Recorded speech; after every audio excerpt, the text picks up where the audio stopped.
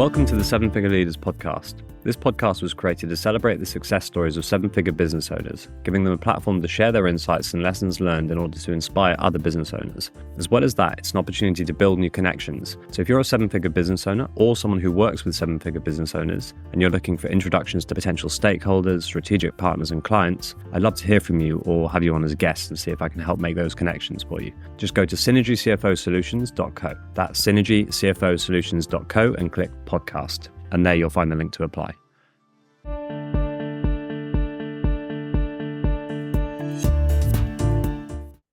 All right, so today we've got Gary Smith from Venture Corporate Finance. Gary, welcome. Thanks, Tom. Good to see you again. Good to see you again. So, Gary, why don't you give us a bit of an introduction as to who Venture Corporate Finance is, what you do, and how you help your clients? Sure, no problem. Well, thanks for having me on this podcast. It's really appreciated. Venture Corporate Finance are a corporate finance firm who focus wholly on sales side and fundraising within the markets of IT, telecom, and SaaS. We're a mid-market firm, so we're looking to support business owners with a £1 to £2 million turnover at the bottom end to maybe £40 million turnover at the top end. Team of 14 people, range of business analysts to transaction specialists, who are the accountancy guys, and relationship driving people. We're doing 10 to 15 transactions a year within the space, and buyers from all over the world now. It's no longer a case of just selling to UK trade or UK PE. There's a multitude of different opportunities for business owners to exit to. And our commercial model for our business is really a little bit different from the other corporate finance firms out there, mainly because we've all worked for other corporate finance firms and we know what it's like. They all want to charge something up front. They want to charge a retainer. They want to take 12 to 18 months to sell your business. And from our investigations into the market when we set up Venture, there's simply no need for that. The process is very, very much the same for every corporate finance firm, from KPMG all the way down to us. It's understanding the business up front and understanding the risks within the business and how due diligence ready it is, understanding the valuation and making recommendations based on that for the next steps for the shareholder. And that may be go and tidy your business up. Maybe you need to, you're not due diligence ready with all your financial information. Maybe the valuation just doesn't match your expectations. So for us, a process starts with a transaction race review that helps highlight and identify all of that. We do that without cost and without commitment because it's mutually beneficial for us, really. We don't want to engage with a client who's going to fail due diligence. We don't want to engage a client who wants £10 million for a business that's worth £3 million. It's about setting the scene and being very honest and transparent and open with the shareholders at the very front part. And once we do that and we're all on the same page, then we can move very, very quickly through the process. We've got an incredibly experienced team who know the market, we know the buyers, we know the processes that everybody's going through. So we can move very quickly through the next stage to be very successful with transaction outcomes. And we are on average at the moment from start to finish taking just over 6 months from engagement to completion for our deals. So it's good just now. Okay, great. So just so I've got it right and so everyone's on the same page. So you're working with those that are looking to grow through mergers and acquisitions. So anyone who wants to buy another business or merge with another one. And then those who are looking to sell. So anyone at the end of their business lifetime or whatever who wants to sell the business. And then you didn't talk about fundraising, but anyone looking to raise money as well. Yeah. Yes, but what we don't do, actually, fact, Tom, is the bit in the middle. We don't engage with buy side buyers, people who are looking to do M&A and grow their business. That's the one thing we don't do. We don't want to be conflicted by engaging with a buyer, and then an opportunity comes along that might not be perfect for that buyer. It might be perfect for another sell side, another M&A buyer in the marketplace. So we don't get conflicted by buy side mandates. We don't, as they say, double dip in the marketplace where you're engaging with a seller and then selling them to the buy side buyer that you've got. So we only do sell side. and fundraise. Got it. Got it. Nice and simple. So, talk to us a little bit about the journey you've been on and like how you got to where you are now. Yeah, so my journey personally has been all about business growth and turnaround situations. So my managerial career into MD and CEO of national and international corporations has all been about looking at how businesses can go from either loss making, low profit, or low growth, and turning them around very successfully in a couple of years period. The unfortunate thing with doing that is they often sell, and then you're asked to move. So then that company says, "Oh, you're really good at that. So why don't you come and do that for us?" "Oh, that's great. Now we're selling. Oh, now we move again." So I guess after 14 moves in 15 years around different cities and countries around the world, including out in China, etc., we decided that why don't we, if we're so good at building businesses and we know fully all about the exit process, why don't we set up our own corporate finance firm that can help use our knowledge and experience of looking into businesses, not just from a business owner's point of view, but from a buyer's point of view and from senior operational people's point of view, and look at how we can help them, give them the right advice as to whether now is the right time or not.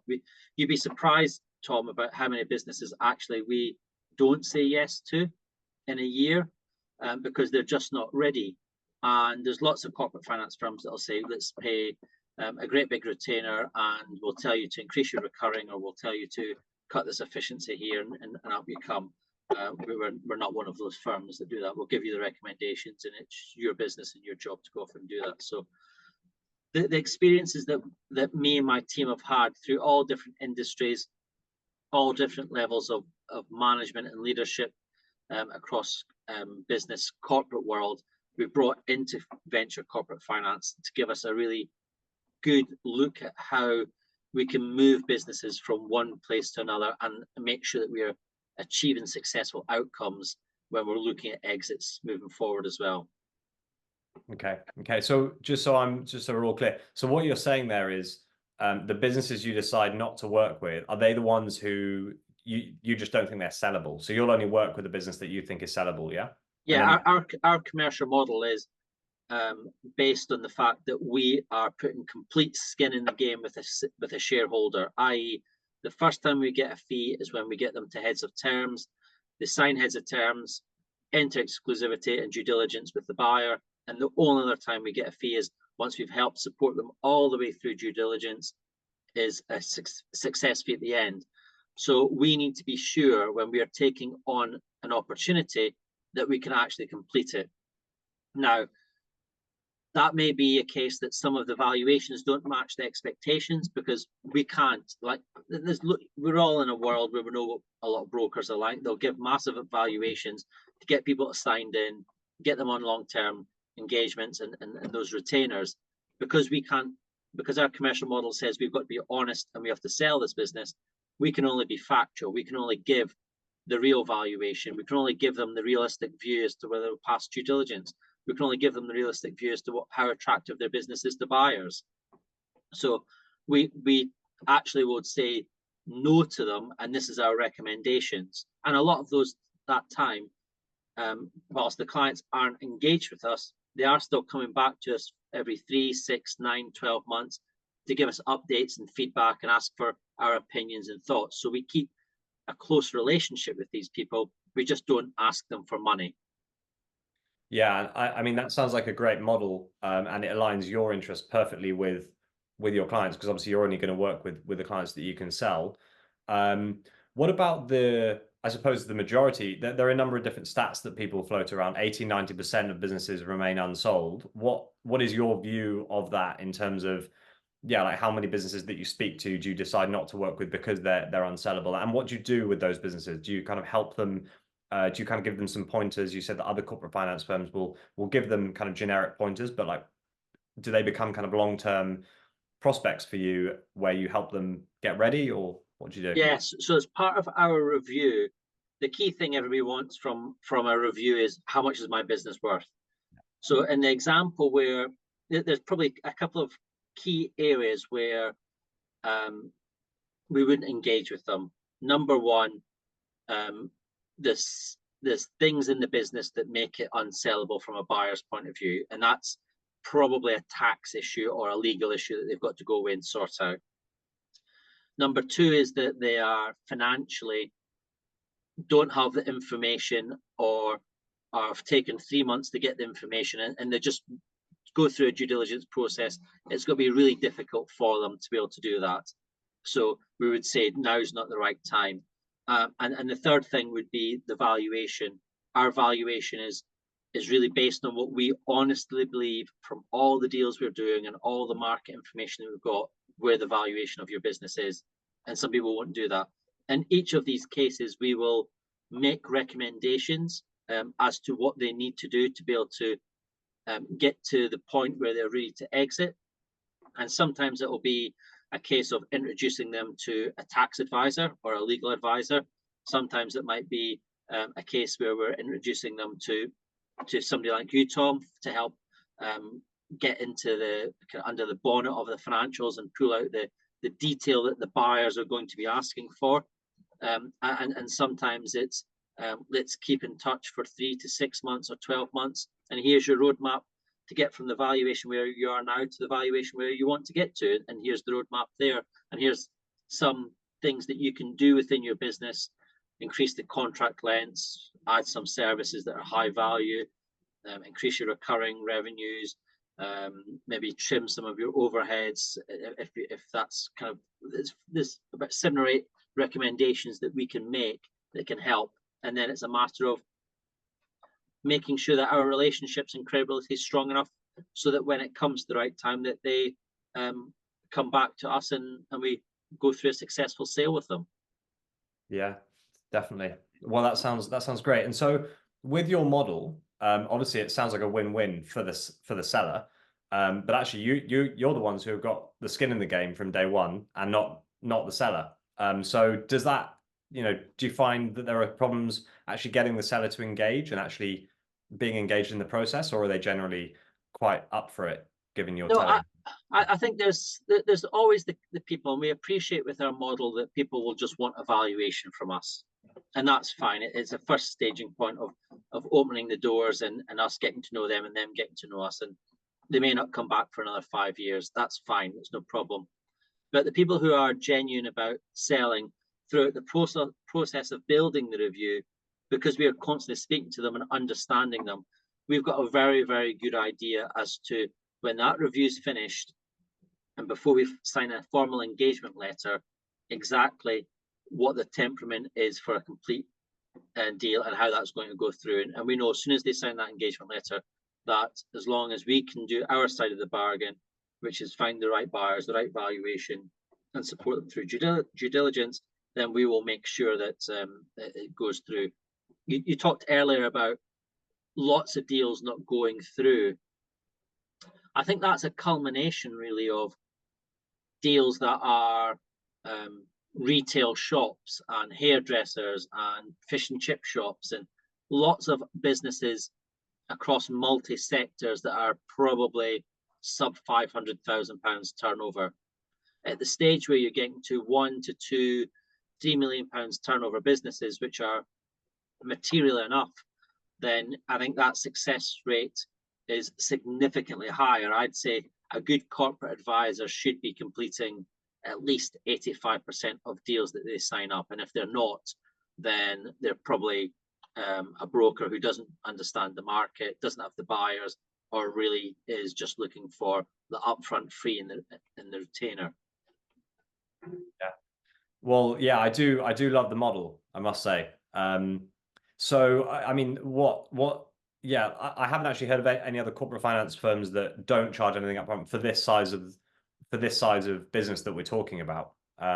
So that's a clear, differentiator versus the rest of the market, I think. It was a clear gap in the market. As I said, we work for other corporate finance firms, and we've been in other corporate finance firms, and we hear it all the time. I've paid £100,000 and I still haven't been sold.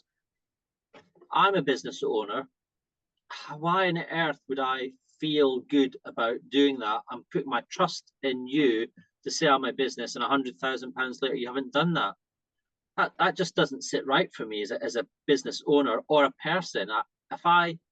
If we take on a project that we really wholeheartedly believe we can sell and we struggle to sell it, then we want to be able to turn around to that shareholder and say, look, we've done all of this work for the last 6 months and there's nothing more that we can do. And we've done it twice in the last 4 years. And the shareholder's gone, great. I think that's what the market's telling us. And I think you've given us everything. And we're still good. And they still phone us and ask us for thoughts and advice. So we never have sour relationships with people who, the two people who haven't been able to sell. So I think it works well. It means I can sleep at night knowing full well we're giving everything for all of our customers. Absolutely. And you're not, I think you used to do focus mostly on tech. Are you sector focused now or general? We are just about to launch after the summer another brand and another part of the business in the group, which will be looking at 2 or 3 other sectors. So we are venture corporate finance will remain IT, tech, telco, and that will remain the core focus and the sole focus of venture corporate finance.